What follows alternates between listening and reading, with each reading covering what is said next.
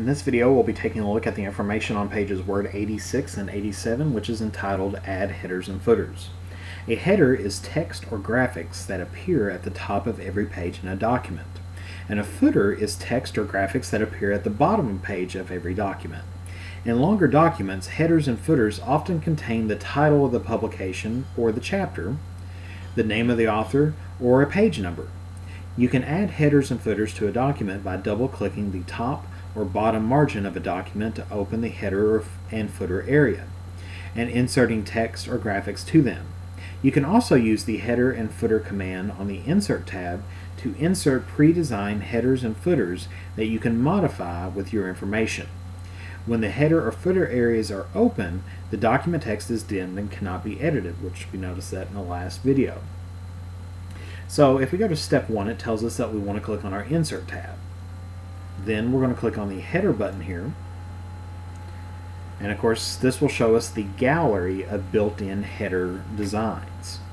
Now, unless you set different headers and footers for different sections, the information you insert into any header or footer will appear on every page in the document. So if we put it here in section 1, it's going to be on section 2, section 3, and so forth, unless we go to those individual sections and change it.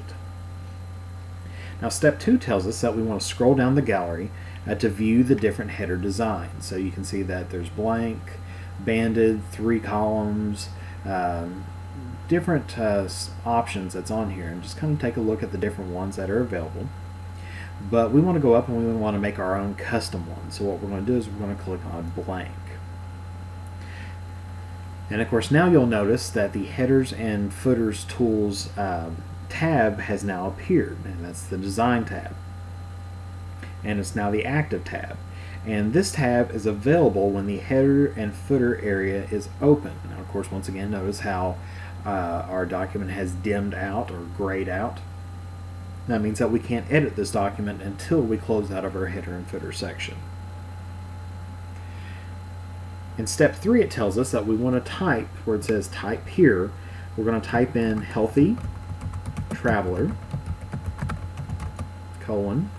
travel and health information from Quest Specialty Travel. And of course, if you notice, if you've misspelled something like I have, you can always just right click on that information, which that is the word there, information, and you can just select the correct spelling of it. Now once you've typed that in, this text will now appear at the top of every page.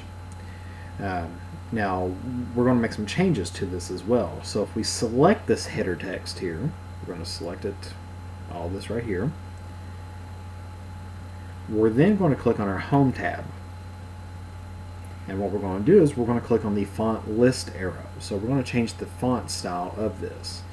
And of course, when we click on this, we want to change this to the Berlin Sans FB Demi on there. So remember that the all fonts list is alphabetical, so we're going to go down to the B's, and there's right here the Berlin Sans FB Demi, and that's the one we want to choose. So when we click on that, notice that our font style has been changed, and of course it will change it on all the pages.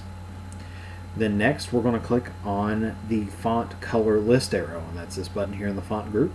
When we click on that, we're going to choose the Orange Accent 2, which is here in, of course, there's our gold on there. We just have to go through until we choose our orange, which is right here. It's the 1, 2, 3, 4, 5, 6, 1 on the top row. So when we choose that, now of course our font color has been changed. We're also going to click on the center button here to center the text, and that's in our paragraph group.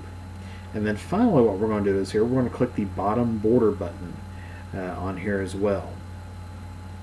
So we're adding a bottom border. Once we have done all those things, it tells us that we're going to click in our header just to deselect our text. And of course you can notice that now our text is formatted in orange Berlin Sans FB Demi and centered in the header area with a bottom border. And of course that's on all the pages.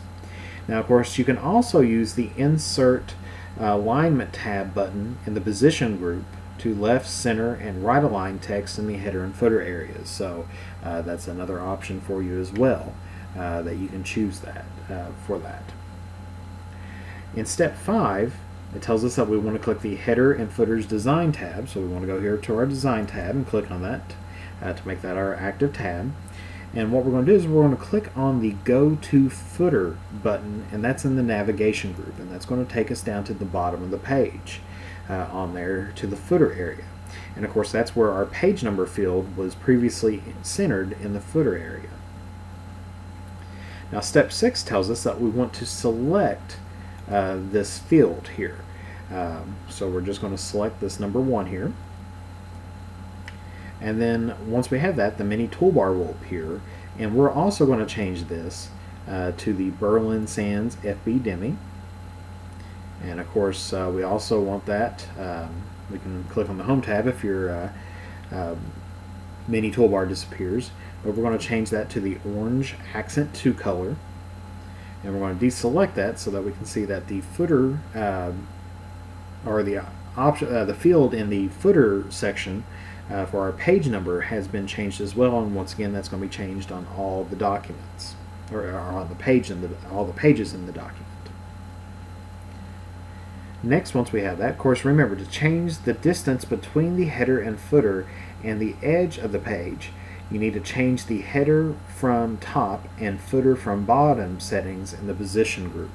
So if we're here in this design tab, in the position group, you can determine up and state how far you want the header from the top and how far you want the footer from the bottom. Once we have that though, we want to go ahead and make sure that we click, and this is step 7, tells us that we want to click on the close header and footer button, and that's going to close in the close group. And then we're going to scroll down till we see the bottom of page 1 and the top of page 2. And of course you'll notice that there is the information has been closed, the header and footer is now dimmed, but the text has been moved to the different pages and it's been formatted.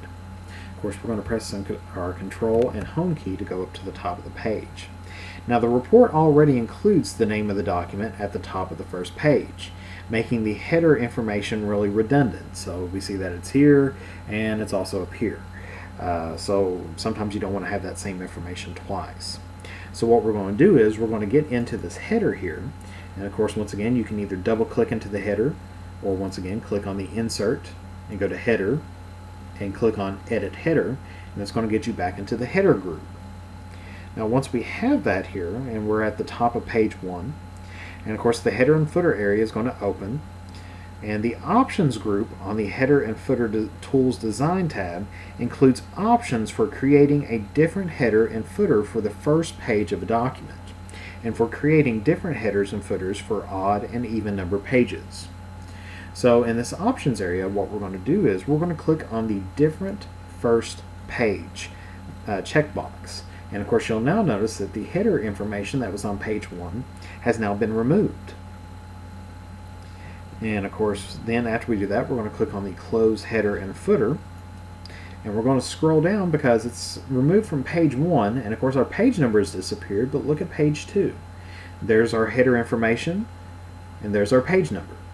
And then of course same thing for page 3 and also for page 4 as well. All the information is there. So go ahead and save your document.